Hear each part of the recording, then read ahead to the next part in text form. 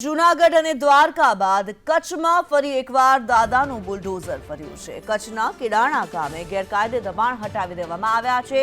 સરકારી જમીન પર કરાયેલા ધાર્મિક દબાણો દૂર કરવામાં આવ્યા। અમારા સંવાદદાતા પ્રકાશ જોડાયેલા છે અમારી સાથે। પ્રકાશ, જે પ્રમાણે દાદાનું બુલડોઝર ફરી રહ્યું છે ગેરકાયદે દબાણો પર, આજે કેવી કાર્યવાહી? જે કિન્નરી ચોક્કસથી માહિતી આપી દઉં। કચ્છના કિડાણા ગામે હાલ તંત્ર દ્વારા બુલડોઝર ચલાવવામાં આવ્યું છે।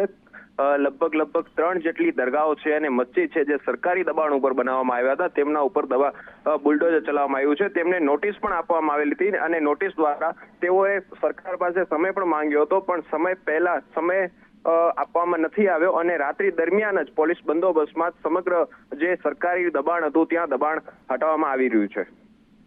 જી ધન્યવાદ પ્રકાશ આ માહિતી માટે।